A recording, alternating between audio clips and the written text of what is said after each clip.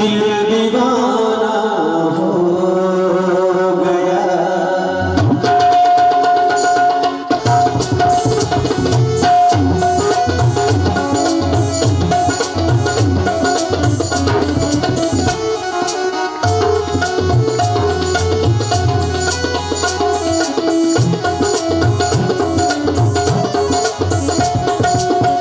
सावरी सूरत पे मोहन, सावरी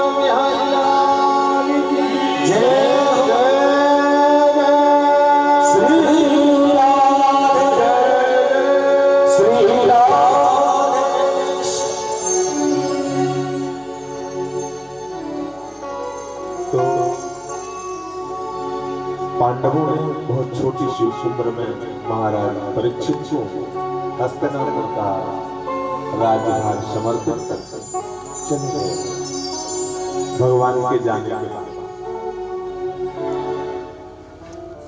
बहुत सुंदर हस्तिनापुर में धर्म का संचार,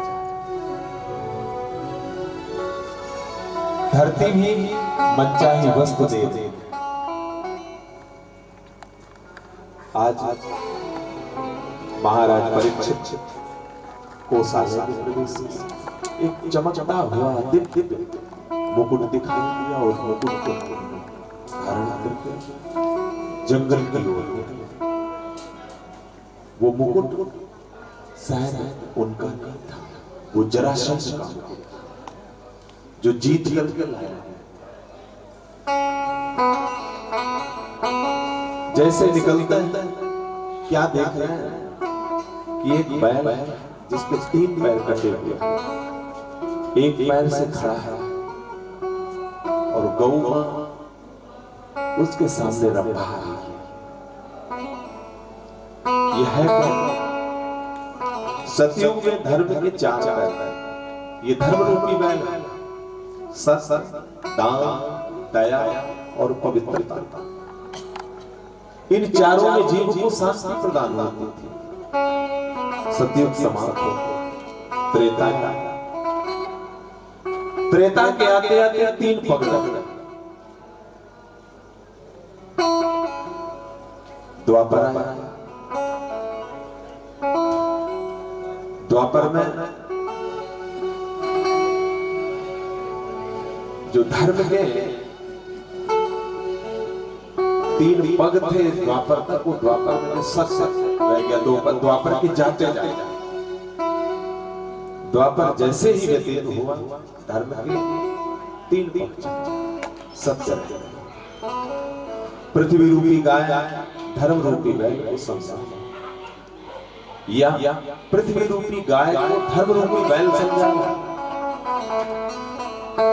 कि मामा तुम क्यों रो रहे हो? तुम्हारा बंधु तुम्हें छोड़ करके चला गया है, क्या दिक्कत है, क्या परेशानी है, क्यों रो रहे हो? इन दोनों की बात महाराज परीक्षित सुन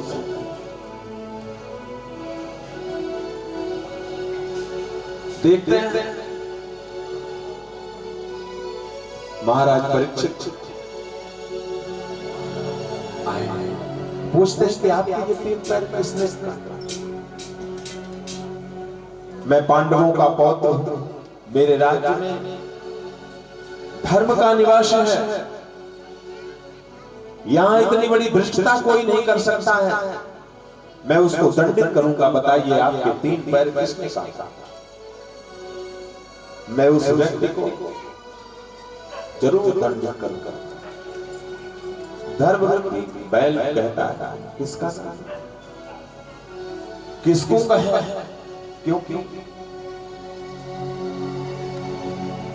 यहां तो कर्म की प्रधान है, हो सकता है हमारा कर्म ही ऐसा कर्मकांड योग की बात है, कर्मकांड कहकर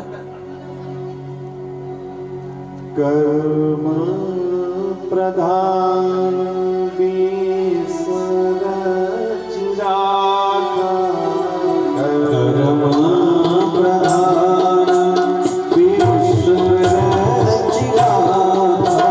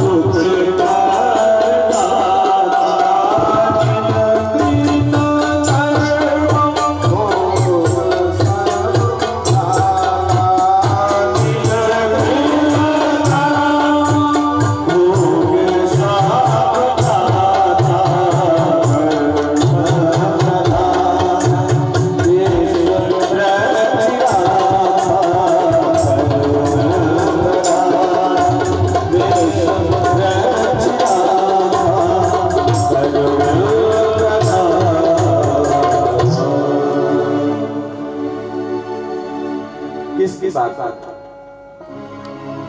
महाराज परीक्षित कुछ देर में देखते हैं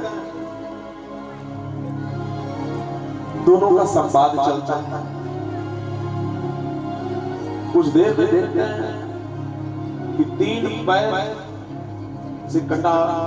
कटा हुआ बैल जो एक पैर में खड़ा है उसे भी काटने के लिए, चौथे पैर को भी काटने के लिए एक काला सा आदमी, बड़ी बड़ी मूंछ है, बड़ी सी पगड़ी बांध रखा, तलवार लिए हुए आ गया। महाराज परीक्षित को दौड़ खबरदार, मैं तुझे नष्ट कर दूंगा। हो तुम कौन हो तुम? एक पैर से खड़े हुए इस निरपराध बैल के उस पैर को भी काटना चाहता है। शर्म नहीं आती? वो कोई और नहीं था, कलयुग में धर्म को किस तरह से आतताई काट रहे हैं, काटने का प्रयास कर रहे हैं सनातन धर्म को। पर ये अपने आप में सुरक्षित है, धर्म सुरक्षित। आप का धर्म है, हमारा भी धर्म है कि धर्म की रक्षा करना। यहाँ आदर उसी का है जो धर्म की रक्षा के लिए तत्पर है। जो धर्म की रक्षा करता है, धर्म उसकी भी रक्षा करता है। आपको अगर भगवान से कुछ प्राप्त करना है तो भगवत धर्म का प्रचार करना अपना परम धर्म समझना चाहिए। हमारे शास्त्रों में तो यहाँ कि ऐसे दुष्ट को पकड़ करके लाइए, ऐसे पापी को पकड़ करके लाइए, ऐसे कुमार्गी को पकड़ करके भगवान की कथा स्थल पर लाइए, जो कथा को सुन करके अपने जीवन के चरित्र को बदल। तो यहाँ तो ये महाराज मैं तो आ गया हूँ, बड़ी कृपा। अब 100 आदमी के परिवार में से एक ही आदमी आ सकता है, जैसे कोई बड़ी कृपा हो रही हो परमात्मा। आप जब अपने बच्चों को लाए तो एक तो वो है, दूसरा आप ये समझिए कि जैसे कोई हम महायज्ञ करते हैं और जो महायज्ञ से लाभ नहीं मिलता वो भगवान के शरण में किसी को बुला करके लाता है तो वो उस फल की प्राप्ति होती है, उस फल की प्राप्ति होती है। तो धर्म की रक्षा करना ये हमारा जीव का परम धर्म है। और जब जीव धर्म की रक्षा करता है तो भगवान स्वयं उसकी रक्षा करता है। महाराज परीक्षित ने कहा क्यों ऐसा इतना बड़ा निकृष्ट कर्म करने जा रहा है? कलयुग में तो प्रपंच है महाराज, परीक्षित के चरणों में गिर पड़ा, मेरी रक्षा करिए, मुझे भी स्थान दीजिए। तो कहते दूतम पानम स्त्रिया यत्रा धर्म चतुर्गुण, यही निवास है। जुए में कलयुग का वास है, दूध क्रीड़ा में कलयुग का वास है, छल कपट जहां है वहां पे कलयुग का वास है, क्योंकि जुआ बिना छल कपट के नहीं खेले जाते। सुरा पान में कलयुग का वास है, जहां व्यभिचार वैश्यागमन हो रहा है वहां कलयुग का वास है। कलयुग ने देखा कि तो बड़े महाराज परीक्षित ने बड़े गंदे स्थान कहता है कि महाराज तो अच्छा स्थान दिया, मुझे तो बड़ा गंदा स्थान दिया आपने। कलयुग कहता, महाराज परीक्षित कहते हैं तू है ही बड़ा गंदा है, इसलिए तुझे गंदे को गंदा ही स्थान दिया। तू है ही बड़ा गंदा है, इतना गंदा काम करना, इसलिए तो ऐसा स्थान दिया तुझे। तो ये प्रपंची कलयुग पुनः महाराज परीक्षित के चरणों में गिर पड़ा। महाराज को अच्छा, आप तो दयालु हैं, आप तो ये हैं, आपके दादा परदादा इतना व्याख्यान करने लगे कि ये धर्मात्मा आदमी जब ज्यादा कोई व्याख्यान करता है तो पिघल जाता है।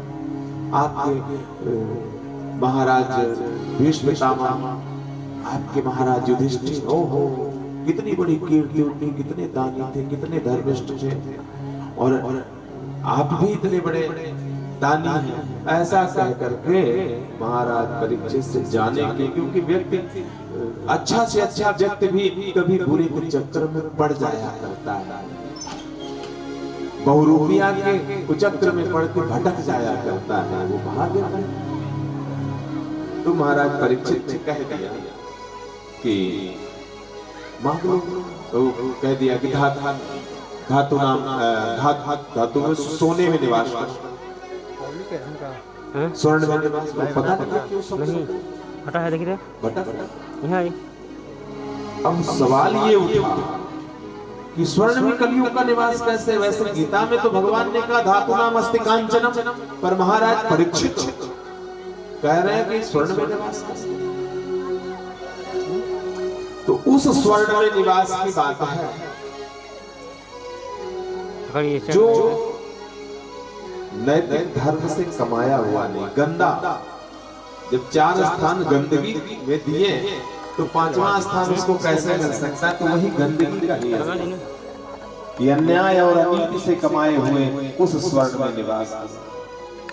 चलो स्थान देता हो तो कलयुग ने देखा कि वो मुकुट उस समय जरासंध का था और वहीं पर सवार होकर के वृत्ति को घुमाया।